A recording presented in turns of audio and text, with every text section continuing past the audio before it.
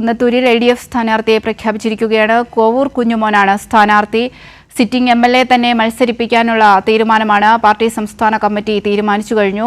കഴിഞ്ഞ 5 തവണയായി കുന്നത്തൂർ MLA കൂടിയാണ് കോവൂർ കുഞ്ഞുമോൻ. രാജ്കുമാർ കൂടി ചേരുന്നുണ്ട്. രാജ്കുമാർ, ഒരു സിറ്റിംഗ് MLA തന്നെ മത്സരിപ്പിക്കാനുള്ള തീരുമാനത്തിലാണ് കുന്നത്തൂരിൽ തീരുമാനമായിരിക്കുന്നത്. കോവൂർ കുഞ്ഞുമോനാണ് മത്സര രംഗത്തുള്ളത്.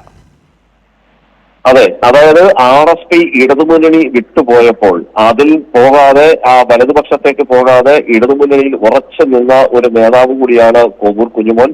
അന്നും അദ്ദേഹം സിറ്റിംഗ് MLA കൂടിയായിരുന്നു.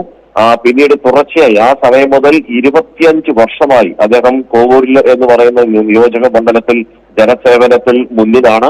ഇപ്പോഴും ജനകീയനായ ഒരു നേതാവ് കൂടിയായി കോവൂർ കുഞ്ഞുമോൻ എന്നും ആ കോവൂർ മണ്ഡലത്തിൽ ഒരു പേരുണ്ട്.